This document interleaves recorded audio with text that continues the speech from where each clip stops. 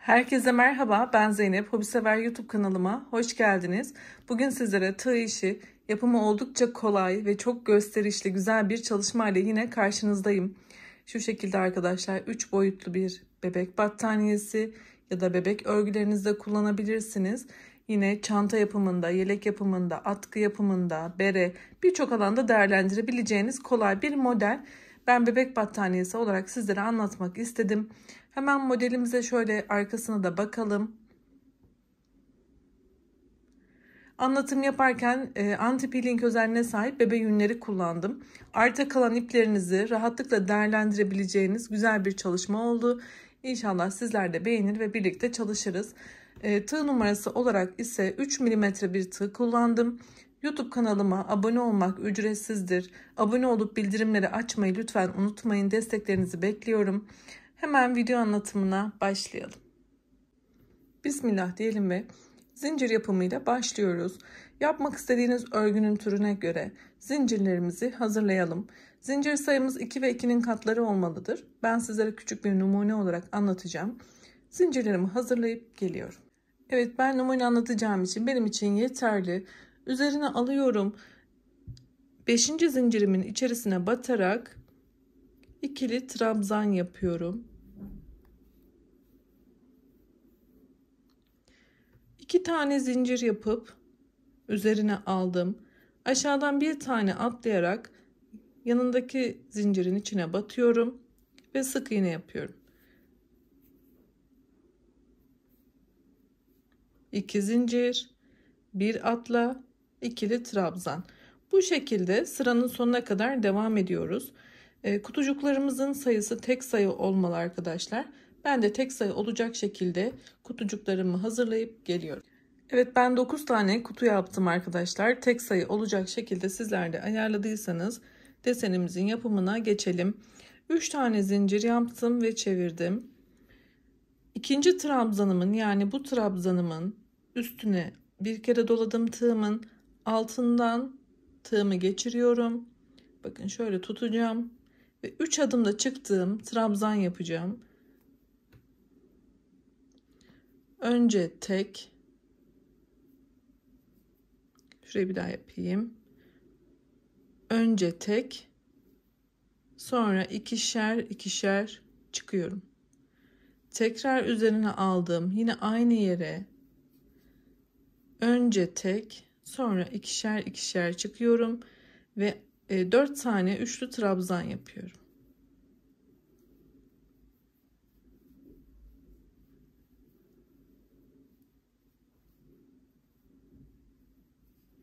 Şöyle göstermek istiyorum. Bakın, buraya doladık ve bu şekilde trabzanımıza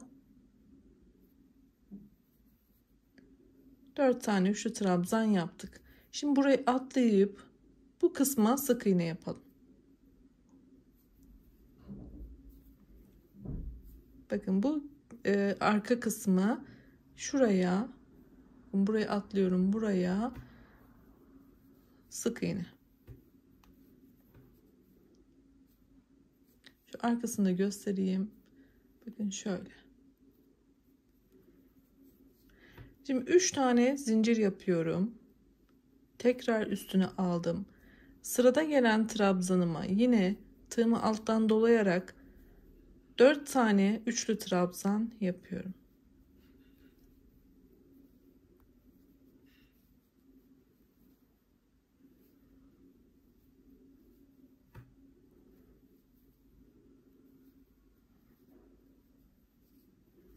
Yine arkasındaki boşluğu atlayarak yanındakine sık iğnemi yapıyorum.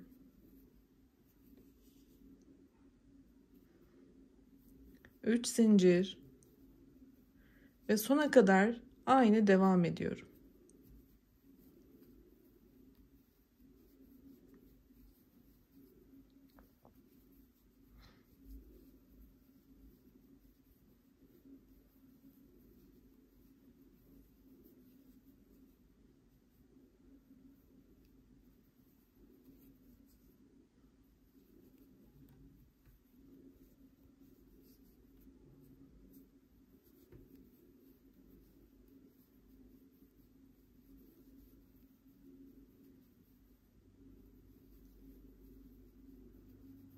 Sizler de sonunuza kadar, yani yaptığınız kutuların sonuna kadar bu şekilde devam ettiyseniz, bakın sonda buraya atlıyorum, buraya değil, şuradaki zincire batarak bitiriyorum. Sizler de bu şekilde kenar zincirine batarak bitirmelisiniz arkadaşlar. Ve şimdi diğer rengimle devam ediyorum. Evet, ben her rengin arasında beyazı kullandım. Beyazda ip kesmeden ama diğer renklerde ipi keserek devam ettim. Tek renk yapıyorsanız kesmenize gerek yok, ya da iki renk yapıyorsanız yine iplerinizi yürütebilirsiniz. Kenardan keserek yapmak benim için daha kolay oldu. Çok fazla renkle çalıştığım için sizler nasıl tercih ediyorsanız o şekilde yapabilirsiniz. Ben şimdi ipimi bağladıktan sonra sarı ipimi keseceğim arkadaşlar. Şöyle burayı bağladıktan sonra burada 4 tane zincir yapıyorum bağladığım için ve ipimi kesiyorum. Açılmaması için burada düğüm yapın.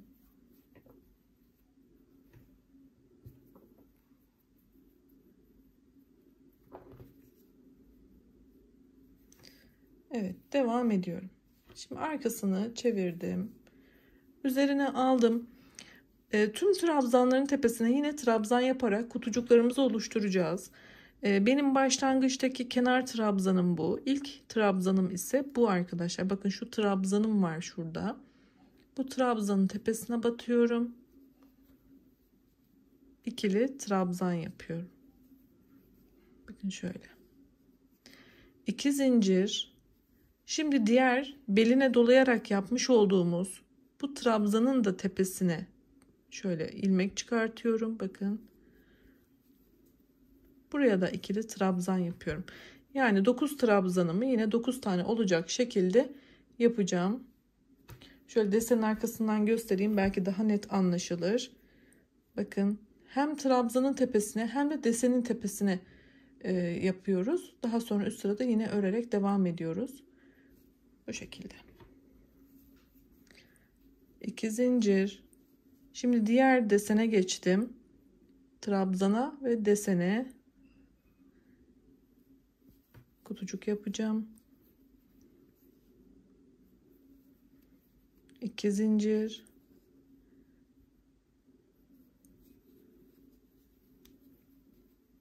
Bakın şöyle.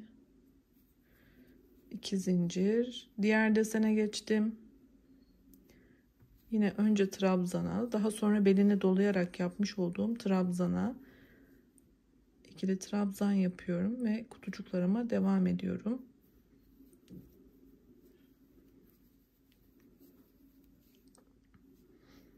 İki zincir. Sona yaklaştım.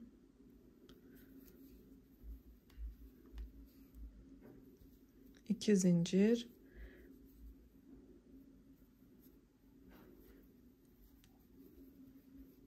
Bakın şöyle, toplam şu an 2, 4, 6, 8 tane kutucuk oldu. Şuraya da batarak 9'uncuyu yapmalıyım. 2 zincir. Normalde şuraya batarız ama desenimiz daha muntazam gözüksün diye ben şuradaki zincire batarak yaptım. Diğer türlü denedim, güzel olmadı.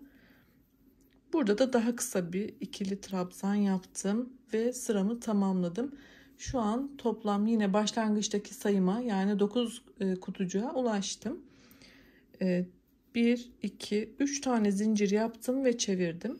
Artık desen tekrarı yapmalıyız. Yani bu sarıda ikinci sırasında ne yaptıysak yine aynısını yaparak bu sırayı da ilerletiyorum.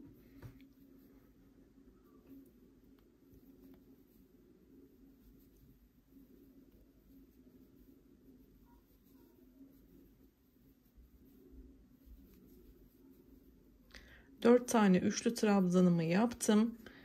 Yine arkasındaki boşluğu atlayarak sonraki boşluğun içerisine sık iğne, 3 zincir ve yine sıradaki trabzana desen yaparak devam ediyorum.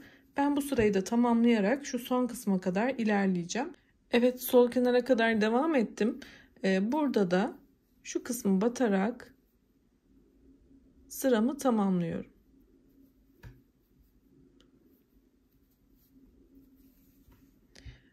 Burada beyaz ipi kesmeden devam edeceğimi söylemiştim. Hemen diğer renge geçerken nasıl yükselttiğimi göstermek istiyorum.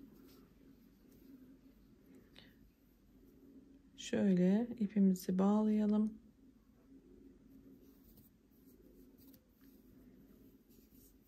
Şimdi bu iki ipi birlikte öreceğim. Şöyle 1 2 oldu. 3 4. Yani üst kata çıkarttım ben beyaz ipimi. Çünkü beyaz ipi dediğim gibi her arada kullandım. Bu şekilde sizler de yükseltin. Ya da şuradakileri de yükseltebilirsiniz ama ben tek tek farklı renkler kullandığım için kestim. O şekilde fikir olsun sizlere. Şimdi çeviriyorum. Bakın buradan da pembeyi sonra keseriz arkadaşlar. Beyazı da bir sonraki sırada yine kullanacağım. Şöyle hemen yine karelerimi yapmaya başlayacağım.